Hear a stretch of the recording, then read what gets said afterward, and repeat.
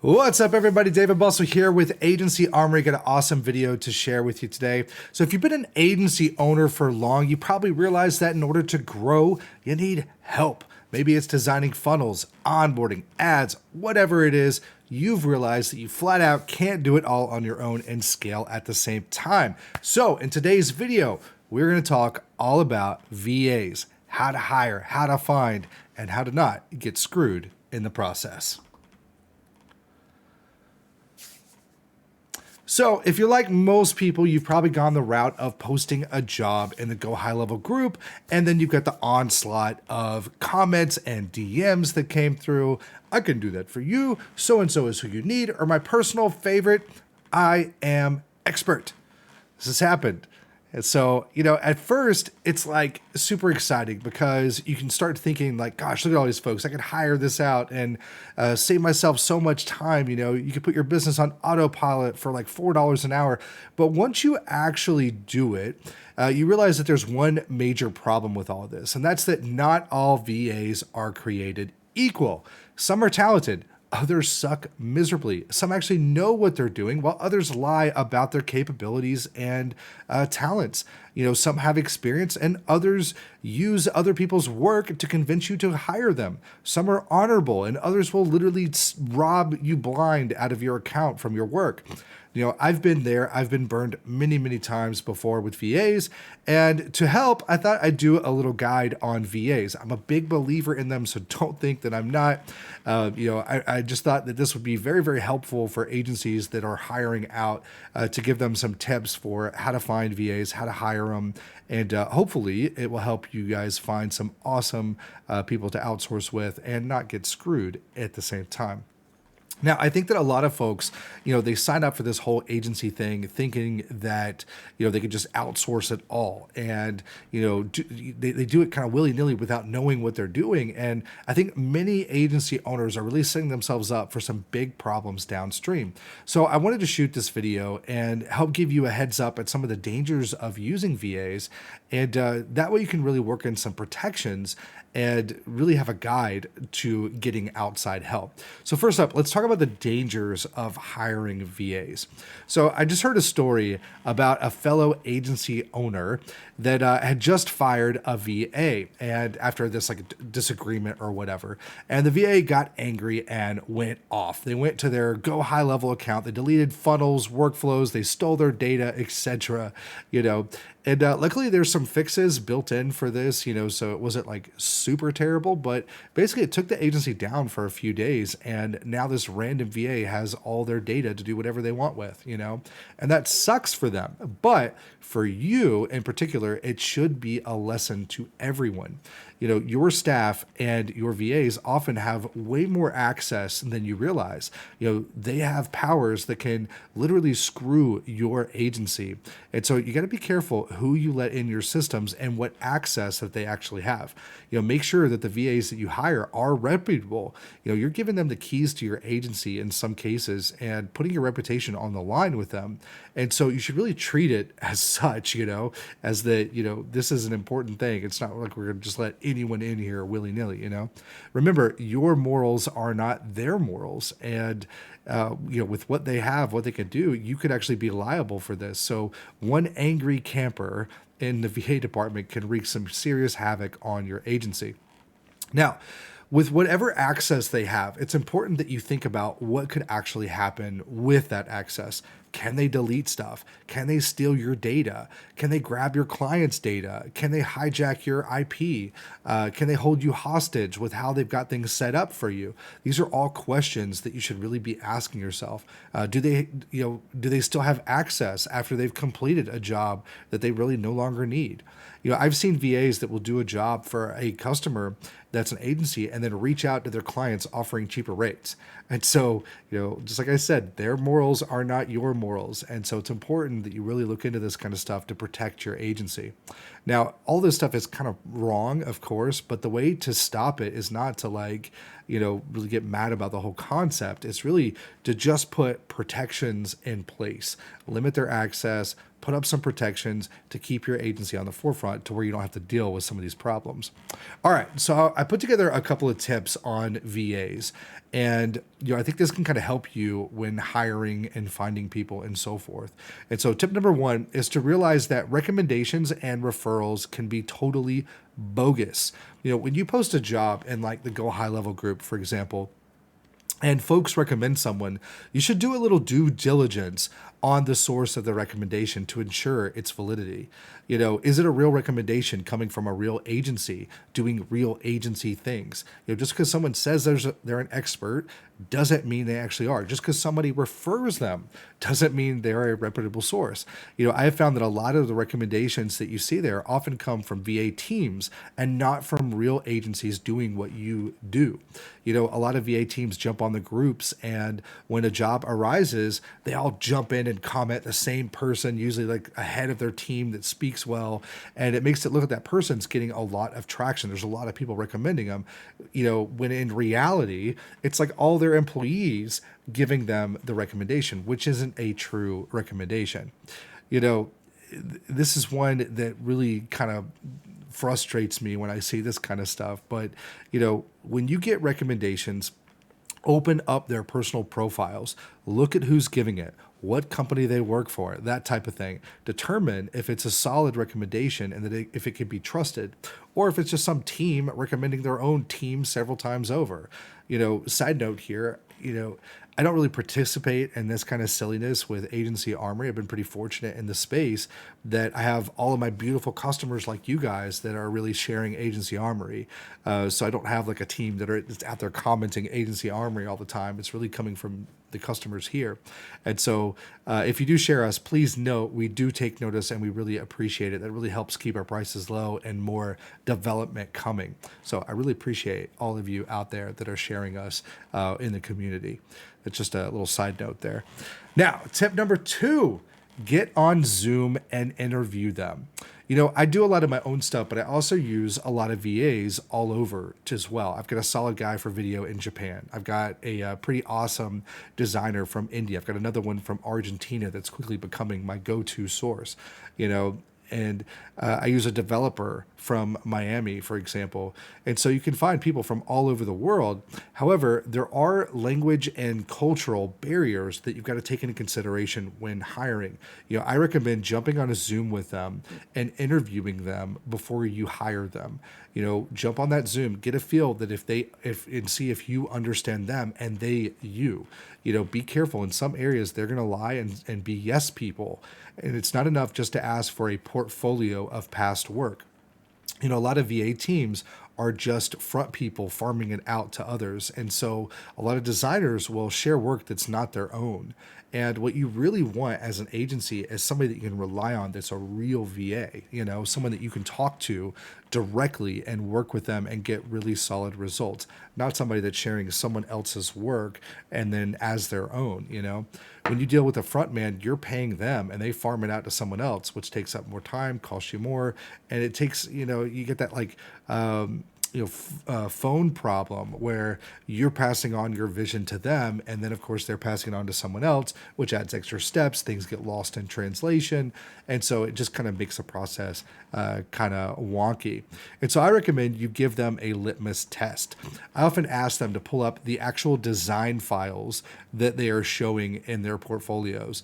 If they don't have the Photoshop and Illustrator files of logos and so forth, well, you're not seeing the end result. You're just seeing a ping image. And so it might not be their own file at all. Real designers that you're hiring will have the raw files on their computer. Ask to see that. If they can't show that, if they give you excuses, well, don't hire them until they can. Real experts can show results and live examples right then and there. They're going to have it on their computer. If you call me to do a job for you, I've got all my files right here on my computer that I can just cook, and then boom, there they are. This is a good process to do, but ask them to do something live for you. If you are hiring like a designer, for example, send them a Photoshop file and ask them to make a change for you right there with you. Pay them to do it, but see how fast they can edit it and how knowledgeable they are. This helps me weed out folks really, really fast. If they can't do it live, there's some kind of issue. That should be your red flag that something is going on. If they're not willing to do it live and get paid for it right then and there where you can see them doing it, then you got some kind of red flag to consider. Another one, tip number 3 is do a test run before you get to bigger projects. With every VA I hire, I always start small. I never start a deal for a big project with somebody that's brand new without testing them out first. I want to give them smaller gigs, see how they do, see if they crumble under pressure, things like that, right? Before we really roll them into client work. I want to test them out in a controlled environment and see if they, fall apart, right? I also will play dumber than I am with VAs. I'm pretty darn knowledgeable on a lot of these programs that they all use. And so I often act like I don't really know them. I just want to see if they're going to feed me BS. And, when I give them a test run for a project, I want to know what to expect and have a way for me to verify it. And so I don't want to have somebody that's going to take advantage of me, abuse my time and whatnot, right? So if you have someone that you're working with and it takes them a really long time to do a job that should be easy, that should be a red flag for you that, they're not somebody you might want to go on a deep dive with. So stack the cards and really see how they operate with you. Many are going to reveal their true nature fairly early if they're a bad apple. Tip number 4, use a non-compete, an NDA. I learned this one the hard way. And so, we like to all think that people are good people in this world. However, not everybody has the same morals as we do, and nor do they care about treating you with the same respect that you give them. And so some people are out there, they're flat out snakes and will screw you over. And it's important that you protect yourself up front as much as possible. Now, in certain countries, this probably isn't going to hold up, but you should try to use a non-compete, an NDA, to protect your ideas. I learned this one the hard way when I hired a developer to do a whole project for me, and I didn't get an NDA on my idea. And the guy went and started coding it, took a couple months coding this project, realized what he had, and then he ended up taking it off on his own and releasing it on his own. And so I don't really have a ton of recourse that I could do without having the right documentation in place. Of course, I could probably sue him and maybe win at the right, maybe, but I don't really have that documentation to back it up. And so if you put non-competes, NDAs in place, this can give you that extra layer of protection if something arises that you might need it for, right? Now, in other countries, you're probably not going to have much protection you can do, but it's, at least gives you a little layer of protection there. Tip number 5, don't give out the keys to the kingdom and compartmentalize when able to. So in most cases, VAs don't need full access to everything to do their current job. Limit it only to what they need to do their specific jobs that they're doing for you, and then revoke access that they don't need for their current job. The more access that they have all the time, the more open you are all the time, right? So VAs, they can swipe your stuff if you give them access to it. So why open yourself up and create this potential problem in the future? There's a lot of protections you can put into place with this kind of stuff and prevent a lot of this stuff to happen. So I like to break up my projects and send my work to VAs in pieces. So instead of them working on, say, a full funnel, I might have them work on small projects for it. Maybe it's, I'm sending it to a designer that's not doing the entire funnel, but he might be doing some graphics for the funnel. Maybe he's doing like a header or a logo or whatnot. Then I've got another designer that's doing other elements of it. So that way I can piece it together, and that way they don't ever have the full magic formula or picture in place. They just, have small elements of it, and they don't really, care about the asset in general. I often will also create sub-accounts for them to work on projects separately and then bring it into the real account of what I'm doing. They don't need access to your client's data. if they're a funnel builder. You don't need to give them access to the client account that has their contact information and everything in there. Just open up a test account, have them build it there, then share the funnel over. I know it adds that extra step, but this keeps them on the outside and your data stays protected because of it. Theft is a really big problem with VAs, especially in some of the other countries, and which is where most people hire them from. And I've had a lot of experiences where VAs have been stealing content from accounts. I had recently a VA sales staff guy that reached out to me to try to sell some lists of some pretty big names out there of people you probably have heard of. And so it's not just, the little guys that it happens to. Some of the big guys they're outsourcing, this kind of stuff can happen to. And so it's important that you realize that this happens way more than you think. And, you want to put protections in place to protect your data and also your client's data so that some VA doesn't go get the keys to your kingdom and sell it to some idiot, And so just remember that, people, some of the VAs you hire may not be very reputable people. They are money hungry too. And so, some of the things that they do might not be the nicest thing. So sales staff, you can assign specific amounts of data. So instead of giving them your whole list, for example, give them 100 to work. That's all they need anyway. Give them 100 people to work and then give access to a different area. There's things like that you can do to limit what they have. If you give them your entire list, they've got your entire list. They can export it. They can do all kinds of stuff. They can cut and copy, take it out as they see fit. You can limit access to specific accounts. You can limit what they see in high level. There's a lot of little things that you can do to not give them the keys to the kingdom.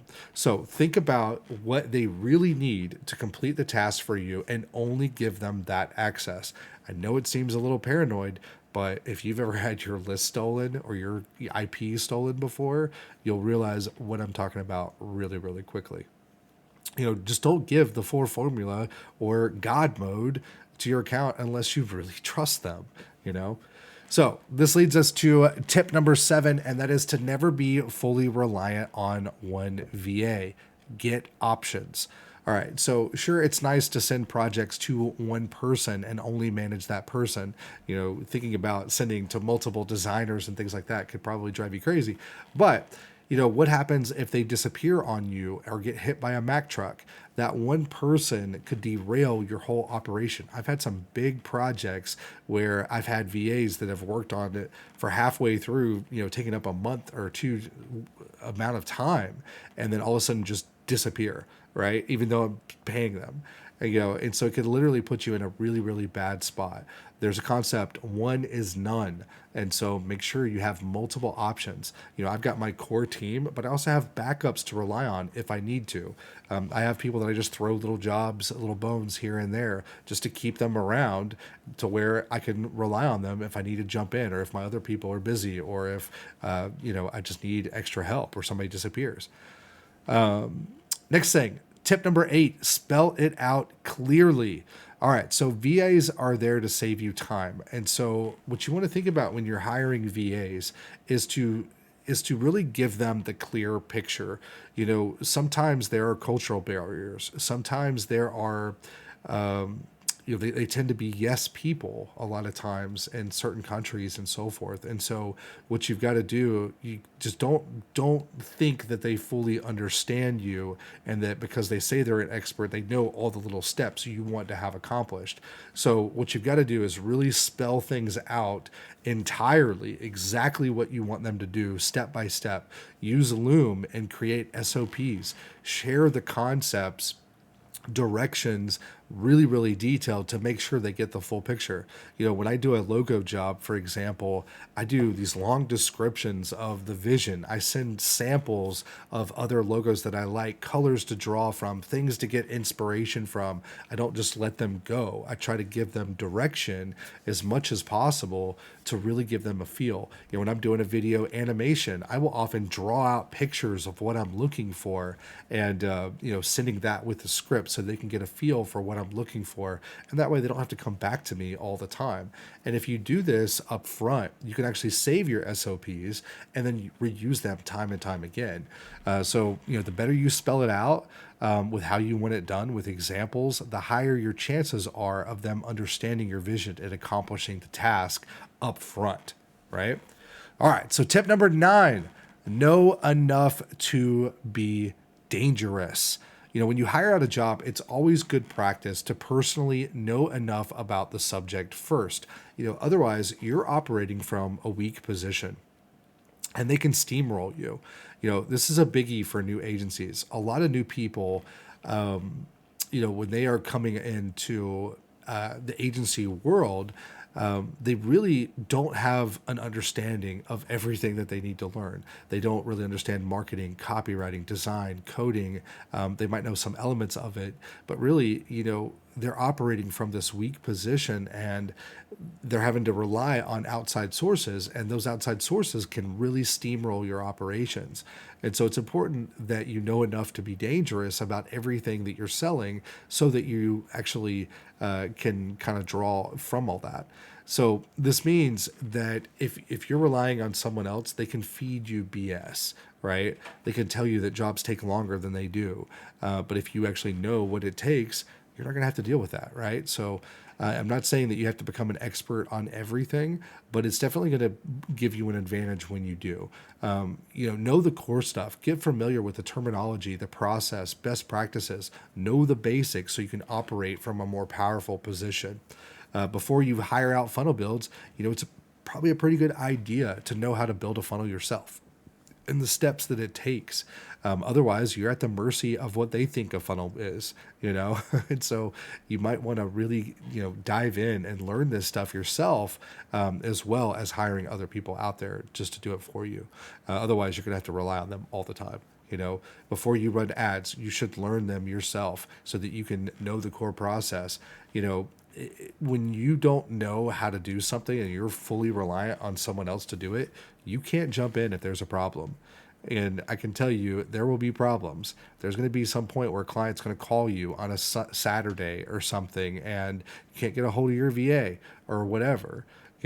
Stuff like that happens on a regular basis. And so it's always a great tool to have in your back pocket when you have the knowledge of how to do something that you're selling. So don't be fully reliant on those VAs. Now, number 10, stay in control of deliverables.